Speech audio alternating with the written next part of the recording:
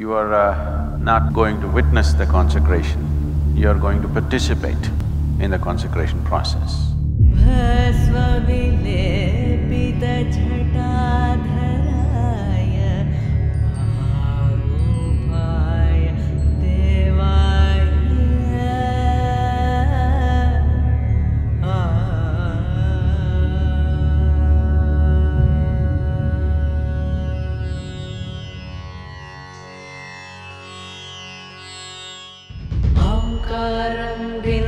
संयुक्तं नित्यं ध्यायन्ति योगिनः कामदं मोक्षदं चैव ओंकाराय नमो नमः. It feels so wonderful to be here, so many people for this really wonderful process. This is the first time I'm coming here, and needless to say, it's a mind-blowing experience. I just feel so blessed to be here. I'm looking forward to the experience. This is a once-in-a-lifetime opportunity for me. I've been dreaming of coming here and participating in some process of this kind. कृपासमुद्रं सुमुखं त्रिनेत्रं जटाधरं Parvati वामभागं सदाशिवं रुद्रमनन्तरूपं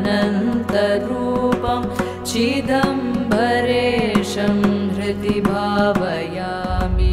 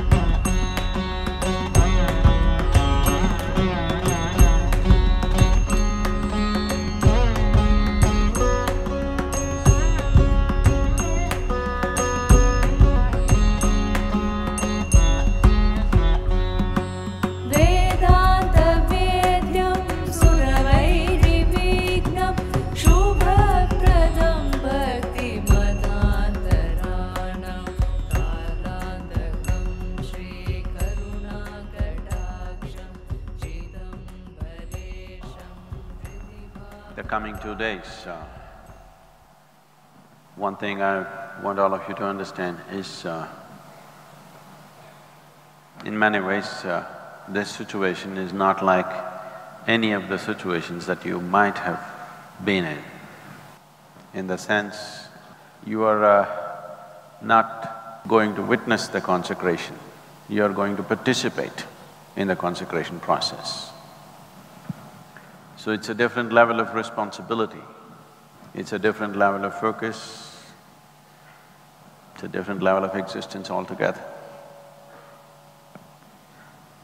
It would be so much simpler and easier to consecrate it and then invite you for celebration. The nature of the consecration is such that there is room for participation. So I thought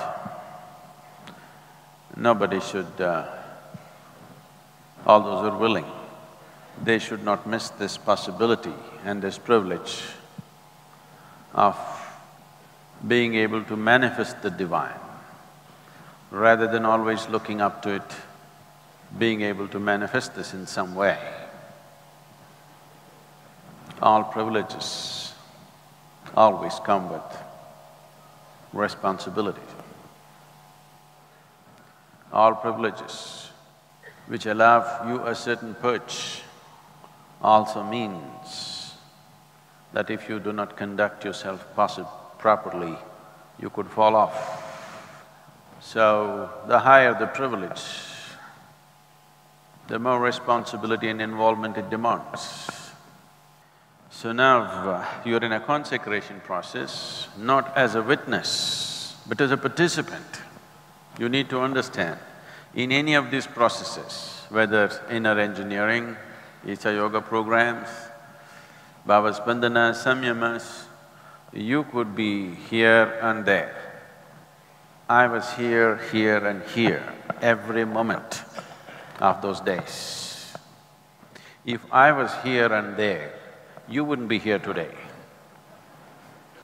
I was on the dot every moment. That's why the programs are what they are. But you were here and there. Now a time has come, you gotta be here, here and here. There's no here and there. Because knowingly or unknowingly, you have come as a participant in the consecration process, not as a witness, not to receive the prasadam, but to make it happen. There's a difference.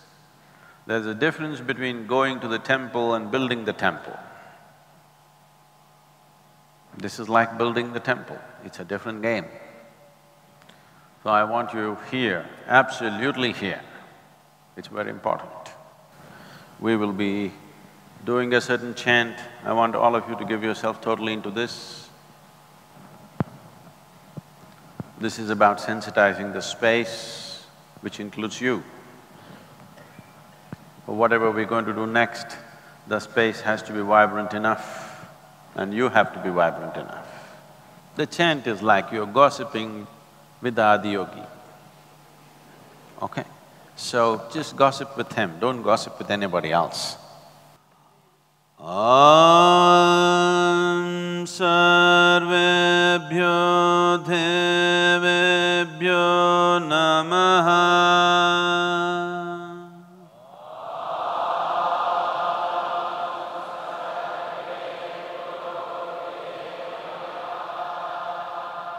Om Panchabhutaya Namaha.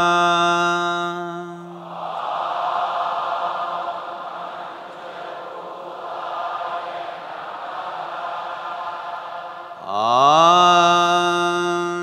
Sadhguruve Namaha.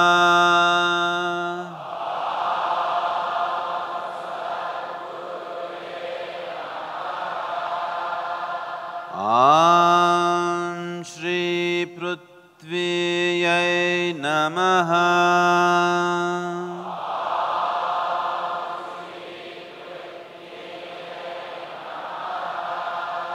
Om Adi Yogishwaraya Namaha.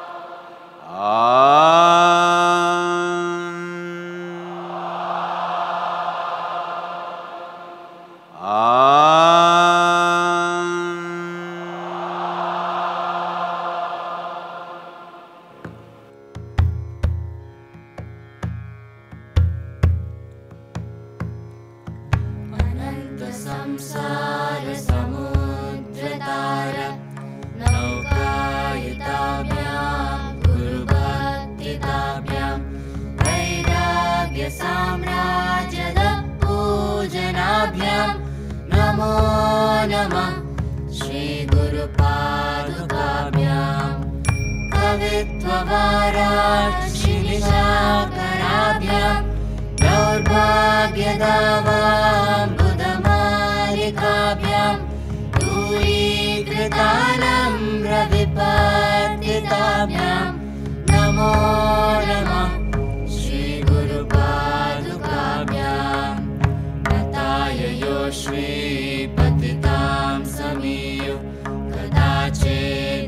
आशु दरिद्रवर्य मूकाश्च वाचस्पतितां हिताभ्यां नमो नमः।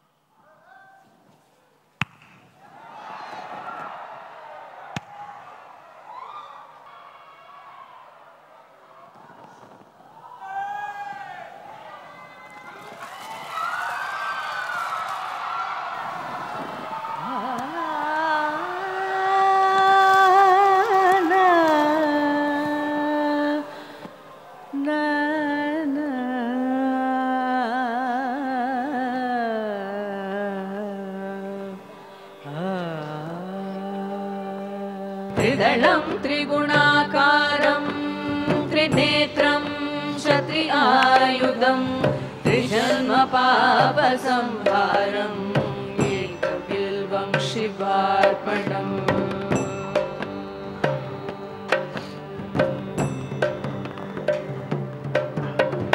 अखण्डबिल्वपत्रेण पूजिते नन्दिकेश्वरे शुध्यन्ति सर्वपापेभ्यो एकबिल्वं शिवार्पणम्। अखण्डबिल्वपत्रेण पूजिते नन्दिकेश्वरे शुध्यन्ति सर्वपापेभ्यो एकबिल्वं शिवार्पणम्।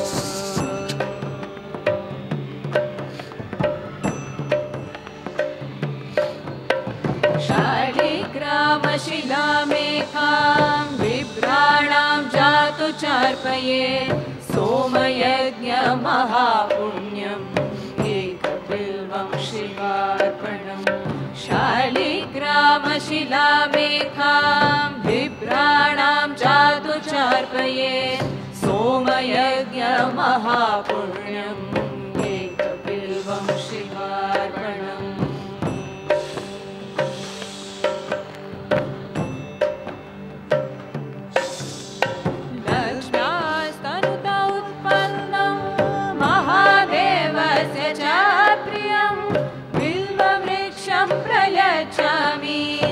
एकबिल्वं शिवार्पणम्। लक्ष्म्यास्तनुता उत्पन्नं महादेवस्य च प्रियं बिल्ववृक्षं प्रयच्छामि एकबिल्वं शिवार्पणम्।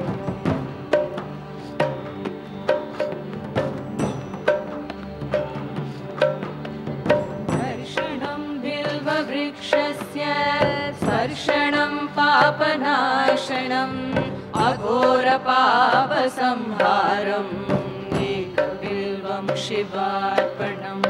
दर्शनं बिल्ववृक्षस्य स्पर्शनं पापनाशनम् अघोरपापसंहारम् एकबिल्वं शिवार्पणम्।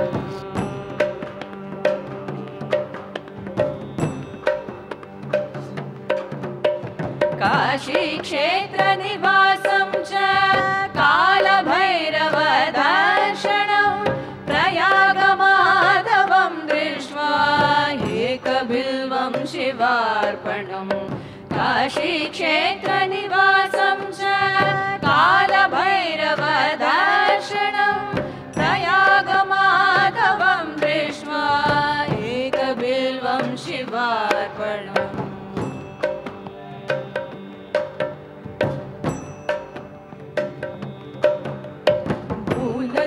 ब्रह्मरूपाय मध्यतो विष्णुरूपिणे अग्रतः शिवरूपाय एकबिल्वं शिवार्पणम्। मूलतो ब्रह्मरूपाय मध्यतो विष्णुरूपिणे अग्रतः शिवरूपाय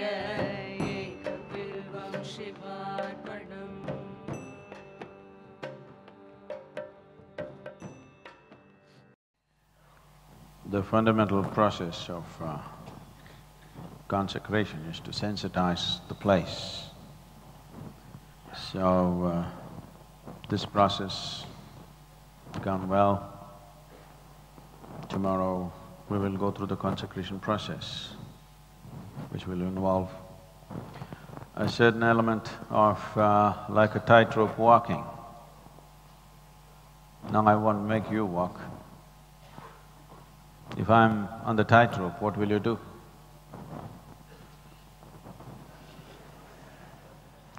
If I'm on the tightrope, what do? You must hold your breath and just be there. Absolutely. We need that cooperation from you. You've done well today, but tomorrow is crucial.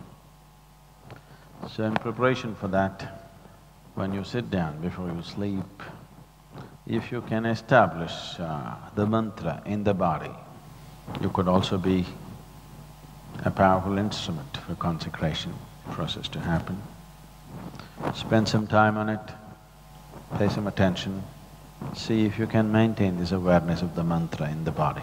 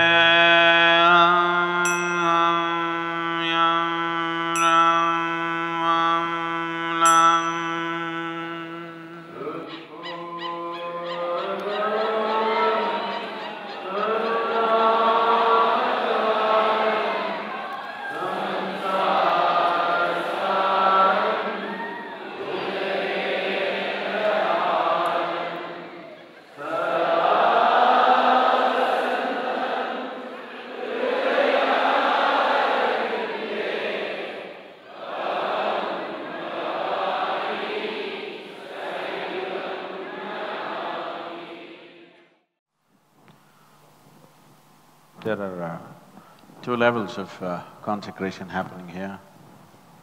One is to consecrate the linga, which is still in the waiting. We will go at it today evening, which is the most important part of what we're doing here. And the other is the seat, to create a heart seat, so that because of the kind of thing that we're planning to do in this hall, we need a substantial support. The reason why we wanted to create an Adiyogi Alayam is because we want to bring back classical yoga in its purest form. Not the studio yoga, not the book yoga, not the kind of things that are being done in the world. Proper classical yoga, which is a phenomenally powerful science. Only thing is, if you are given a choice between fundamental physics, computer science, software training, commerce, or just simply a degree, which would you choose? Many people would choose one, three, four, one, two, three, four, five, but not the one. There's only one science. When it comes to the world, there's only one science, which is physics. Everything else is just an offshoot of that. But how many people in the world, how many people in the universities in the world do you think are studying physics today? Fundamental physics is studied by an extremely minuscule number of people because people's understanding of science is iPhone. Right now, people think that is a great scientific achievement. It is just a fancy gadget. I'm not trying to pull down the iPhone, it's useful, but it is just a little gadget. That is not science. Creating that is also not science, just a little bit of technology. Fundamental physics is the science. Similarly, in yoga, there is a classical science, which is the science.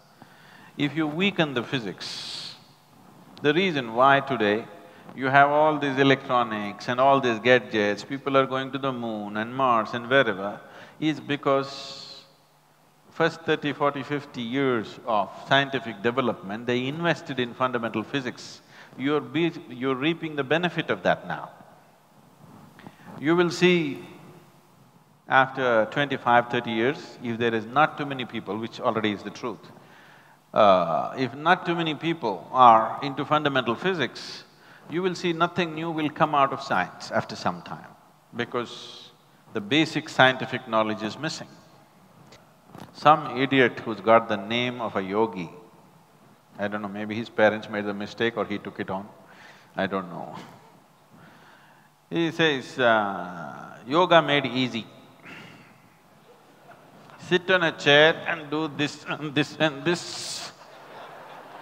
This muscle will work, this muscle will work, this muscle will work, yoga made easy. A monkey knows this. A monkey knows if he hangs from a tree like this muscle will develop, this muscle will develop, this muscle will develop. A chimpanzee knows it even better.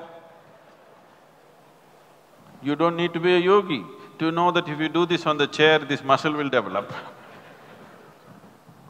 So this is yoga made easy. So I thought it's good I read it today.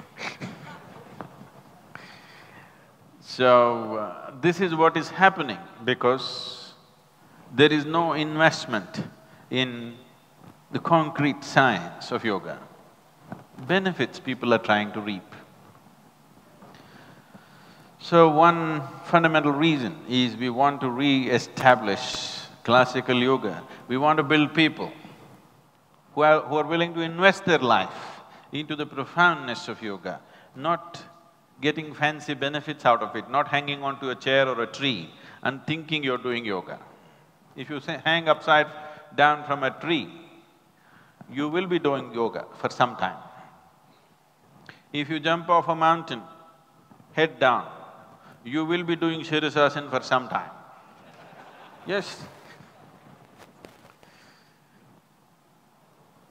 So, to bring back that dimension, and that's not going to happen by instruction only. A phenomenal energy is needed, otherwise yoga cannot be taught. Without a phenomenal sense of energy, no yoga can be taught. If you teach yoga without creating a vessel of energy, then that yoga is not yoga, that is just a farce. That farce is going all over the place right now. So, because we created it, this Adi Yogi Alayam with that intention, we want a powerful space. We want this to be such a vibrant space that if you simply sit here, really tune into what's happening here in this hall or what will be happening here in the next 24 hours, you must be able to know all the Yoga Sutras. You never have to open a book, never have to listen to anybody. You just have to energy tune yourself and it'll be there. Of course, somebody will assist you a little bit, but if I say a word, if your energy does not throb with it, you don't know anything about it. You just know words. Words are not yoga. If you listen to something, that must happen in the system. Otherwise, that is not yoga. To make that happen, you need a powerful space, otherwise such things will not happen. Tomorrow, when I say tomorrow, after our chapter is over, I didn't mean tomorrow. Tomorrow, when we are not here, there still has to be a space which will teach yoga. Maybe there will be just a teacher, maybe there will be no guru here, maybe there will be just a teacher. Even if a teacher stands here, suddenly things should come out of them that they do not know. They should begin to say things, they should begin to feel things, they should begin to experience things that they themselves do not know. Only then we can transmit this. That's why so much effort is going into this, and will further many more things have to be done with this.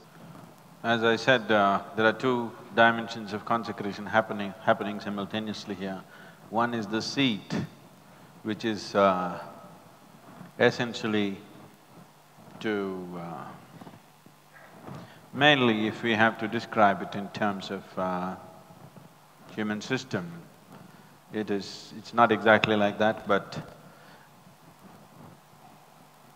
it's like the bull outside, it's the Mooladhara. The nearest quality that I can ascribe to it is Mooladhara. It creates a stable base to sit on always. This is very needed because you may already know this. One thing that was said in the Yoga Sutras about the Hatha Yoga is Sukham Stiram Asana, an asana which is comfortable and stable, that's the asana. So stability, balance is the most important aspect, whatever we wish to do. How far one goes, how high one climbs is not a question of strength alone, not a question of intelligence alone, not a question of knowledge alone, not a question of external conduciveness. Stability, balance is the most important quality. If this one thing is not there, with all the other things you still may not make it anywhere because you don't have the necessary balance. So, the other consecration, the seat consecration is essentially for stability. It is like the Mooladhara. When I look at the bull, it's like the bull, just there, reliable, always there, because that is very, very important. When one wants to dispense his own energies, when one wants to throw his life energies all over the place, having a stable, balanced seat is most important. If you… say, if you stand up on the floor, if your legs are hurting, your back is hurting, your head is paining, you can still stand. Suddenly, there was a drop of half an inch in the floor, you will become like this. Whatever else may be happening, you can still withstand and stand there. Suddenly, if there's a little lack of balance, you will find that is the most threatening thing, always. So, when you sit here to dispense your life energies, that is, you don't restrain your life energies to your physical form, you want to throw it all over the place. The most important thing is stability. Why, when we do Bhava Spandana programs, when we do Samyama programs, particularly the Samyama, we are putting such rigid rules. Many people describe it as worse than a boot camp. I'm happy that they feel that way because if you slacken the situation, you will see those kind of energies it'll be foolish to do that, first of all. It'll be just foolhardy to attempt such things where the situation is not stable and balanced. So stability becomes the most important thing when you really throw yourself all over the place. So the seat is essentially created for stability, it creates a stable base. It has that quality, it's happened very well today. कृपासमुद्रं सुमुखं त्रिनेत्रं जटाधरं Parvati वामभागं सदाशिवं रुद्रमनन्तरूपं चिदम्बरेशं हृदि भावयामि।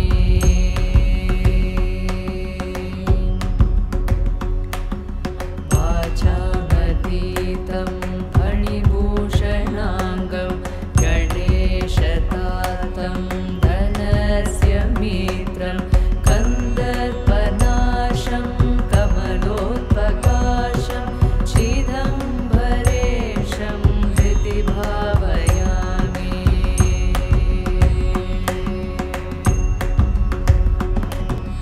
रमेशवन्द्यं व्रजदात्रिनाथं श्रीवामदेवं भवदुःखनाशं रक्षाकरं राक्षसपीडितानां चिदम्बरेशं हृदि भावयामि।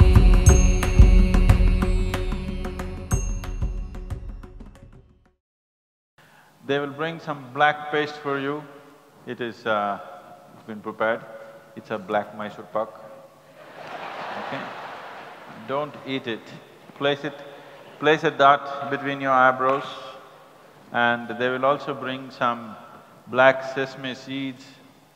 You take the sesame seeds, 3 or 4 seeds, and place it, stick it to that paste. Why this is so, I will tell you.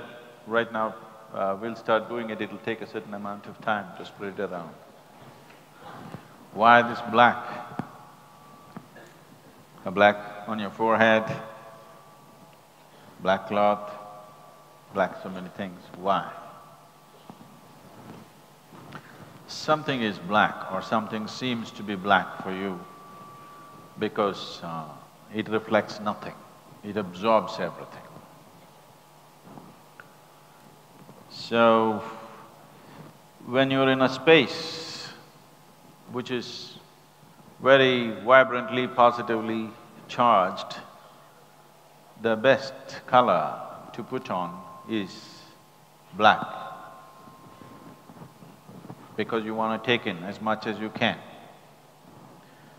When you're in a place where you're in the world, exposed to a million different things, then the best thing to put on is white, because you don't want to absorb anything.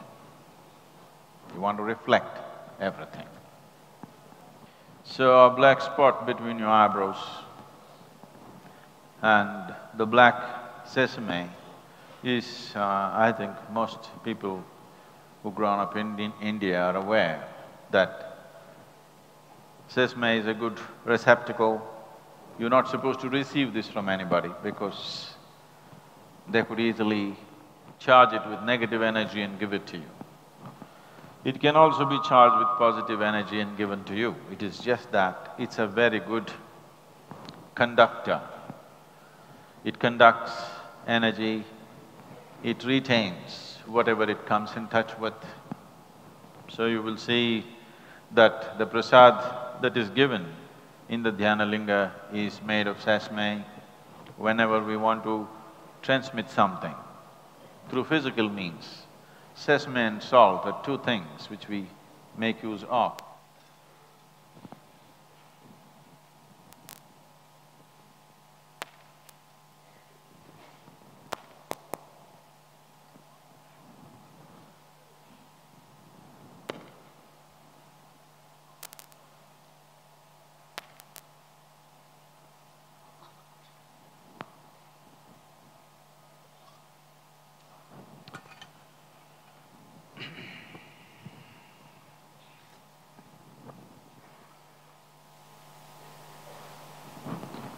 So,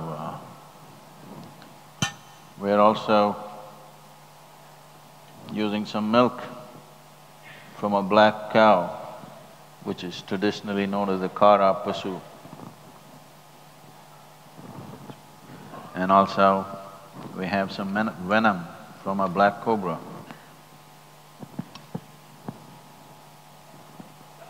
Both these things.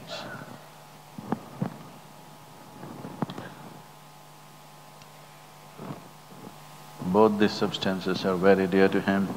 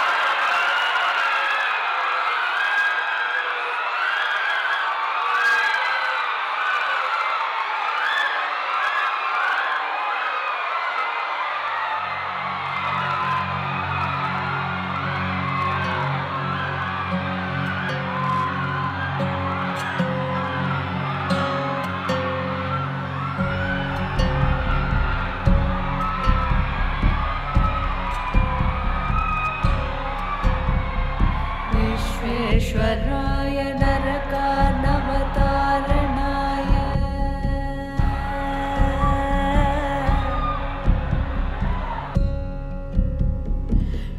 Visvesvaraya नरकार्णवतारणाय कर्णामृताय शशिशेखरधारणाय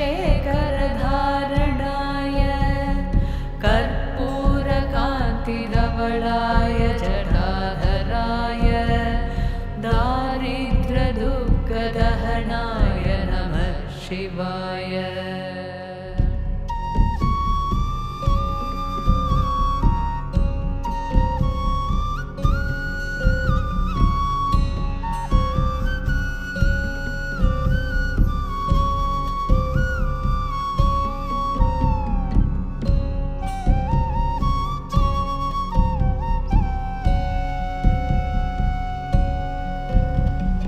गौरीप्रियाय रजनीशकलाधराय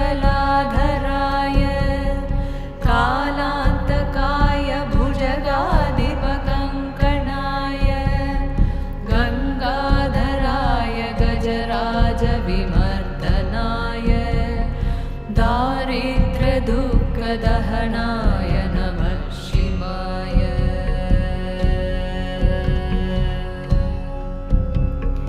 भक्तिप्रियाय भवरोगभयापहाय उग्राय दुर्गभवसागरतारणाय ज्योतिर्मयाय गुणगानसुनृत्यकाय दारिद्र्यदुःखदहनाय नमः शिवाय।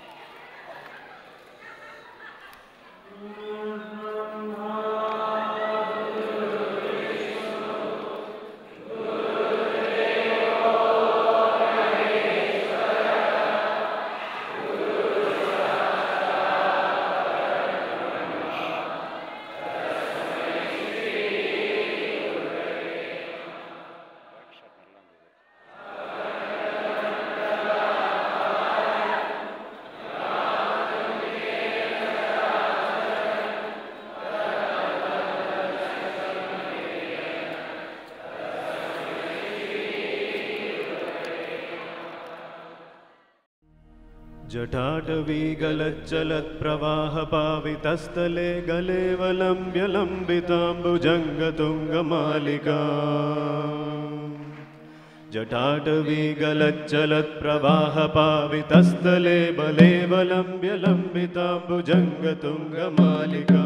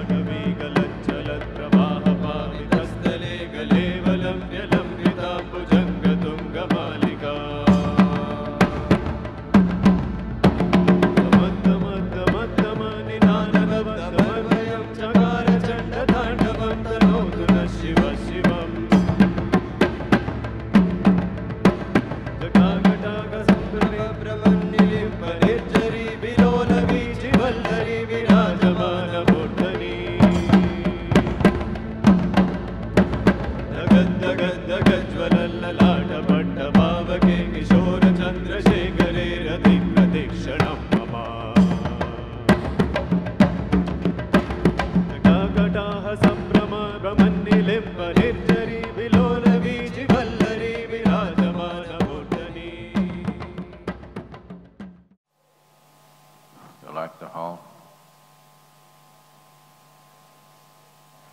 You like the hall?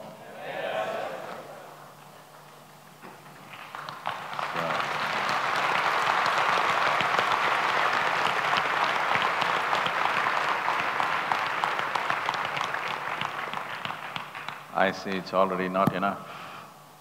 People are spilling out. So essentially, last 3.5 to 4 months is when all the work was done. So many people, maybe many of you are here, have contributed to make this happen. And our brahmacharis, residents, our people who are in charge of the construction here, it's been a phenomenal feat. In the sense, I think during this period of construction, at least 50% of the days it was raining. You should have seen just 2 days, 3 days ago how the site was. So, they would be too embarrassed if I asked them to come up.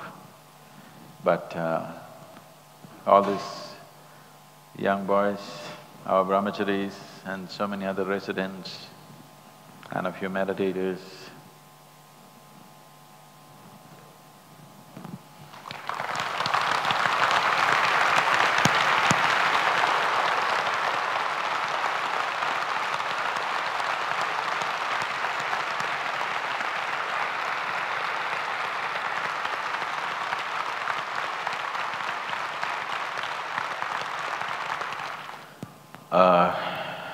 he looks a little weird, I said. Even I look nice and civilized in front of him.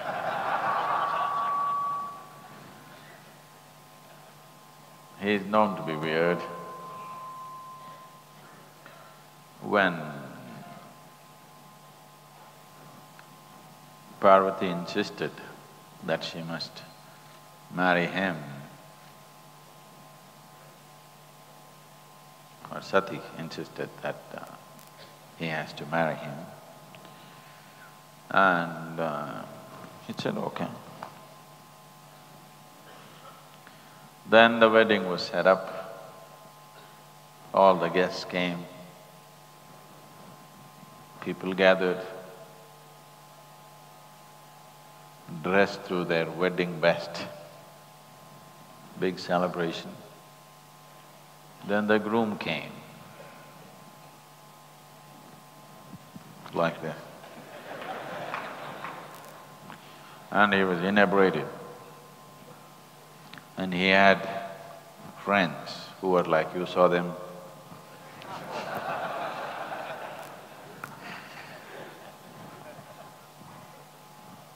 He had really freaky friends who didn't even look human, and they were not. They were not human and they were not interested in pretending to be human. So they just came, all of them inebriated, making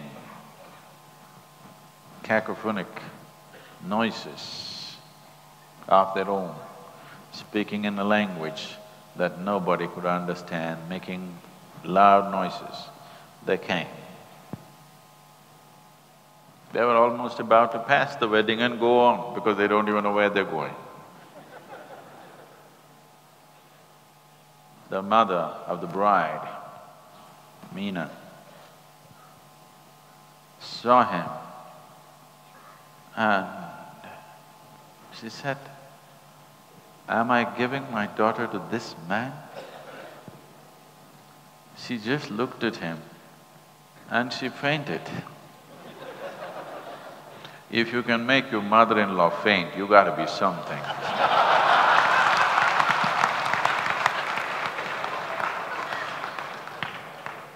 You gotta be really something if you have to make your mother-in-law faint.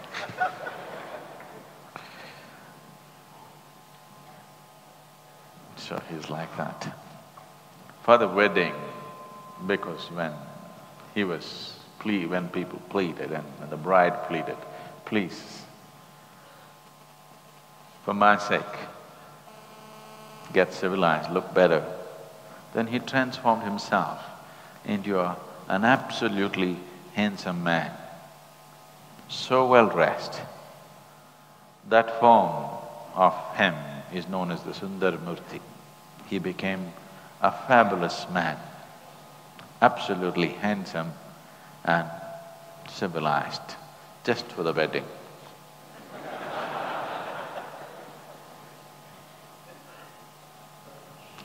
Because you're not going to get married to him, so he's okay. We don't have to make him beautiful, he's okay like this. Sadhguru, you drank cobra's venom with milk. Why? It's venom, it's not poison. You need to understand that. Venom affects you only when it gets into your bloodstream, not necessarily in your stomach. But invariably, there will be some opening somewhere, some small cut, some small ulcer, something, it will enter, it has. Just my eyelids are a little droopy, otherwise I'm okay. So whatever I offer to him, how do I offer to him without me taking it on? Venom worked out very well for me a long time ago. Well, it took my life away, but it gave me something more precious than life. So venom did not work against me, venom worked for me, and it's continued to work for me.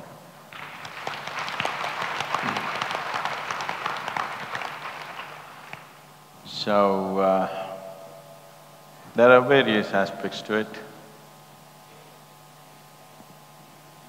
My only concern is, if I speak about this, people will understand it in bits and pieces and take those bits and pieces and they may get bitten.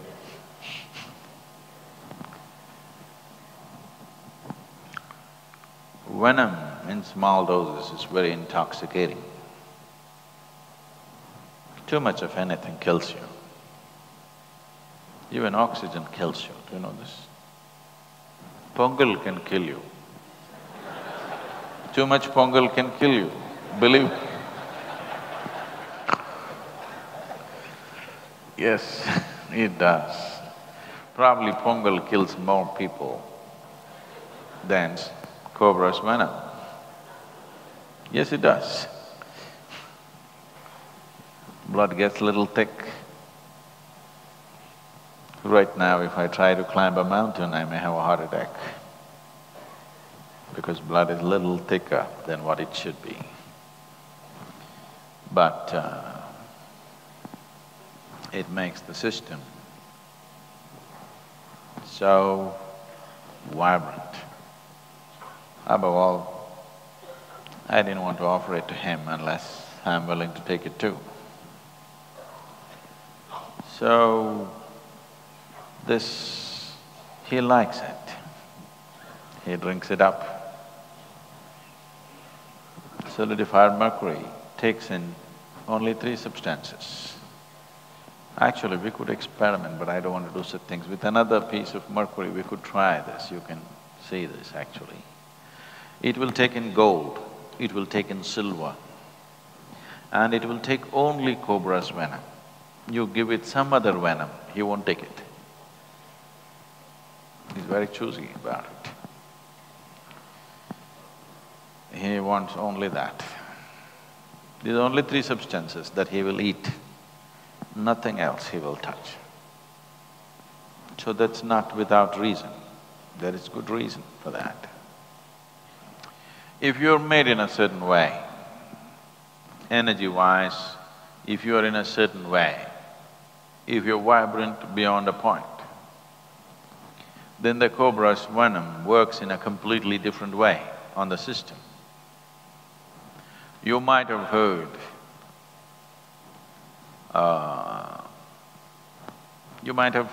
traditionally, particularly in Tamil Nadu, some of the siddhas use this. If somebody is poisoned, then they will take many bites from the cobra and they will recover. Have you heard of this? Huh? Particularly in South. And one famous case in history is Bhima. Bhima was poisoned and then he was put in a river where snakes bit him repeatedly and he recovered from the poison that he had eaten. It can do many things to you. The reason why the symbolism of the snake, the raised hood upon Shiva's head, worn as an ornament. Shiva is generally described as Trinetra, that means one whose third eye has opened, which essentially means that he has reached the peak of perception. Everything that can be perceived is perceived by him. He is using snake as a symbolism to, in a way, the statement is that he is as perceptive as a snake. What is so perceptive about a snake? A snake in, let's say, Velangiri Mountains,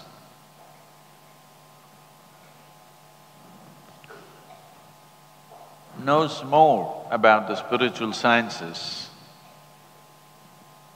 than any of you for sure, than any spiritual book that you can read on the planet. He knows more about it. Not intellectually, energy-wise. Everything that's happened in this region, phenomenal things have happened in this region. If you want to know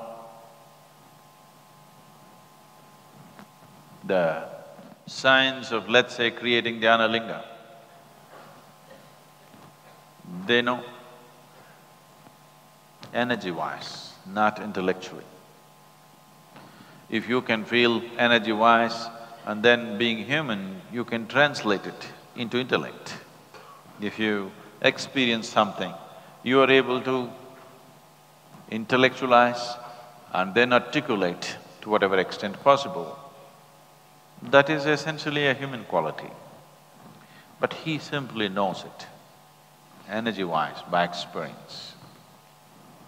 If you have the necessary thing to just observe him, he will literally tell you almost anything that's happening upon this planet by the simple change in his behavior and how he handles himself.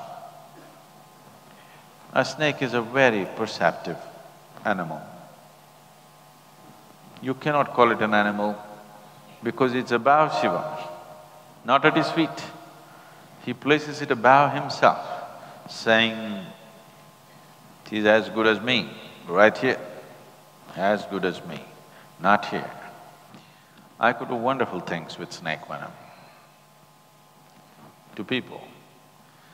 But today's world, if I attempt anything like that, even if the news spreads, if I gave you a drop of venom and even if you felt wonderful, and even if the meter said you're feeling great, no. This could mean it could be, according to the criminal procedure code, it could be a crime. So we are living in a certain kind of world where there's no room for profoundness. Sometimes I wonder, why the hell am I still around? Because there's no room for profoundness. There's simply… the more profane you are, the better you are in this world today. That's how it is. Just about everything. When people can even pride themselves that they have no attention span, and they're very proud of it. They have a short attention span, and they're very proud of it. I can't believe what's happening to humanity. I'm from another time. unfit in this world, probably. 9 types of poisons, they're mixed and made it into medicine in this land. You heard of Navapashanam? Mercury, which just about anywhere in the world people fear it as poison. It is a main ingredient of the Siddha medicine in South India. So what is poison and what is the elixir of life? Simply depends on who you are. And Shiva has always been known as the Nilakanta. That means a poisoned throat. So if you have a cobra hanging around your throat, you who wear a cobra as an ornament, you're bound to have your throat bitten often enough to turn blue. There isn't another man. There has never been another man with the capabilities and the knowing that this man was. There hasn't been one till then, since then. Everybody whom you worship in this land, if you are a Rama worshipper, if you are a Krishna worshipper, whoever, all of them worshipped Shiva. I am not trying to set superiority, inferiority, business, Vaishnavas and Shaivas fighting. I'm not talking about them. I'm saying right through history, just everybody that you held as a divine being, all of them.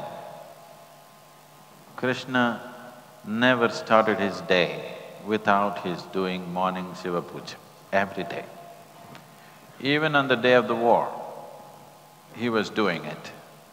Particularly, Mahabharata mentions it, that even when the battle was on, even those 18 days, all others were busy, worried about what's going to happen today. But he did his morning Shiva Puja before he stepped out. In his own life, he was seen as a god, nothing less than that. Even he, because there hasn't been another one like him. With his capabilities, with his knowing, with his perception, it's been the highest that humanity has hit. Maybe we can't take pride in it, because maybe he was not human. Not maybe, he was not. Sadhguru, how is the Adi Yogi Linga different from Dhyana Linga? And what aspect of Shiva is being brought out in the Adi Yogi Linga? You cannot compare Dhyana Linga with anything else. There isn't another thing like this on the planet.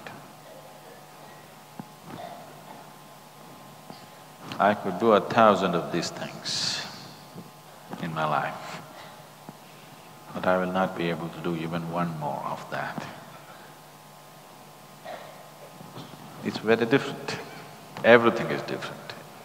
It's a different dimension altogether. Well, in logical thought, there may not be much difference because that also has 7 chakras, this also has 7 chakras. Everybody has 7 chakras only. Adi Yogi also has only 7. So, it's not the same. If I go into the detail, how it's not the same. But let's come to this. Adi Yogi will do something very specific. You can hire him for a job. You can't hire him for anything. It's simply that. So this guy is more useful? Yes, if you look at it in a certain way, he's more useful. But if you go by usefulness of life, you will lose your life. You know, there's a beautiful situation in Mahabharata, I've spoken about this probably in the Bhavaspandanas, probably in Samyam.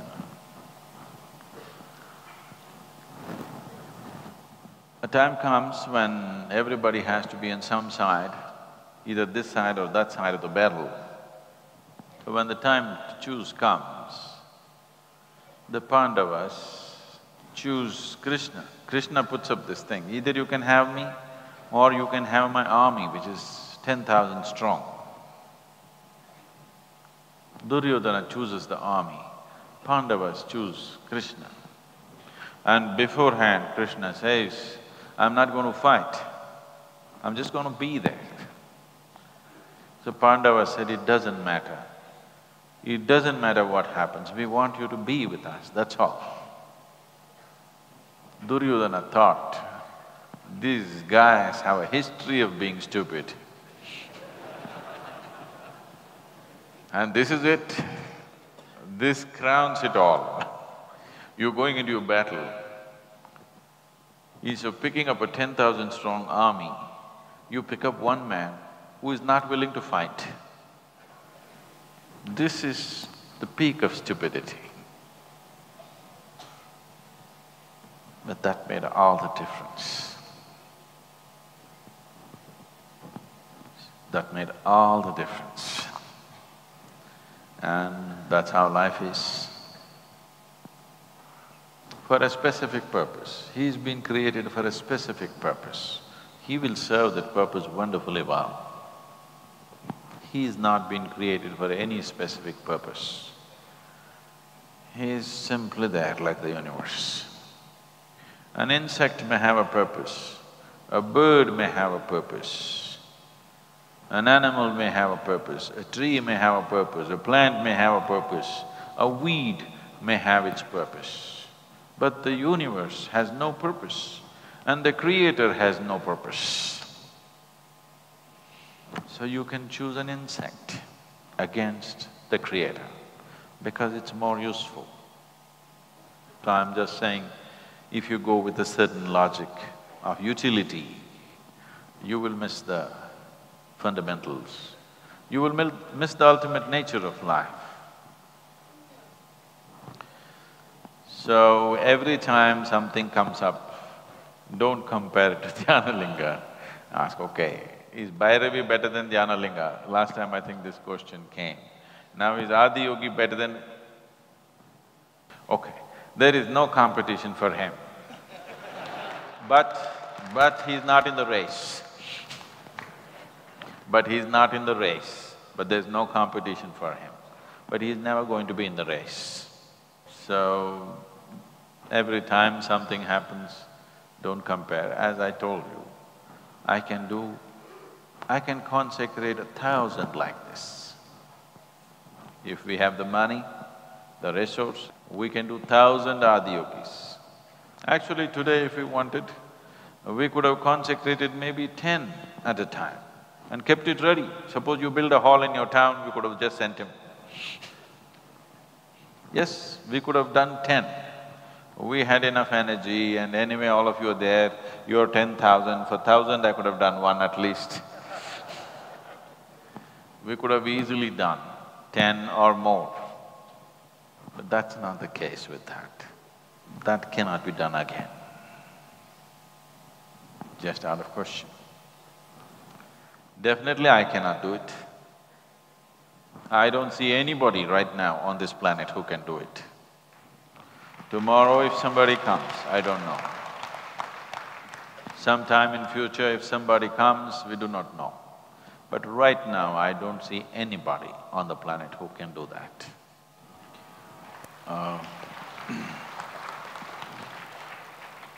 So I wish to… what should I tell you? I wish to congratulate you for having successfully consecrated Adiyogi Alayam, all of you.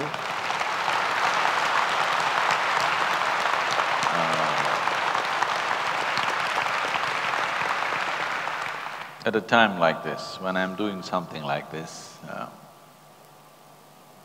if you have experienced me as a nice person, I'm not a nice person when I'm onto something like this. Because this needs a certain kind of focus, this needs a certain kind of not mental focus alone, it needs a certain kind of energy focus which doesn't spare any room for niceties of life and behavior and conduct. It's just that. So I've been in a certain way last 2 days. If it's been little too whatever for you, if it's little been rude or scary, you haven't seen Shiva. He's rude and scary. It's been really wonderful all of you being here and absolute participation from all of you. It's been great having you here. And these things should always be done only with small groups of people, individuals who have a certain intimacy with you. Otherwise, it's risky. I assumed this intimacy with all of you.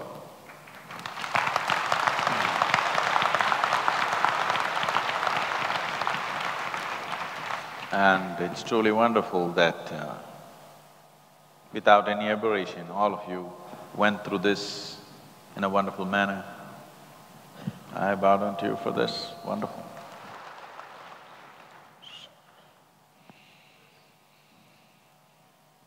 Yogishwaraya Mahadevaya Trayambakaya Tripurantakaya Trikagnikalaya Kalagni Rudraya Nilakantaya Mrityunjayaya Trikagnikalaya Kalagni Rudraya Nilakantaya Mrityunjayaya Sarveshwaraya Sadhashivaya Sarveshwaraya Sadhashivaya Sarveshwaraya Sadhashivaya Mahadevaya Namaha Mahadevaya Namaha Mahadevaya Namaha Mahadevaya Namaha. Adiyogi Alayam to come up straight in 6 months, and that too an architectural wonder at that, is truly amazing. 10,000 people sitting together in a hall, all in whites and chanting. That was amazing. I was not even almost aware that there were so many around me. I could just feel the flood of energy. When they cleared the hall, that's when I realized that the hall is that huge. I felt that I was seeped into it, and it was very intense. The whole space was just with this energy, blasting with this energy. He drank the venom and the milk. I felt my throat was choking at that point. It was like I personally drank the venom. Hey Shiva. Somehow it cranked up my intensity. It's almost magical because I didn't realize something like that was possible, but I witnessed it. I just felt like the Shiva was there. I just couldn't take it anymore after that. It just looked like he was there. Absolutely real and very tangible. Tears were flowing because I felt so happy being here. It's like a thunderbolt. In the Western world, we don't have anything, a place like this. How joyful I am from inside. And some unknown festival feeling is going inside. I'm in love with this place.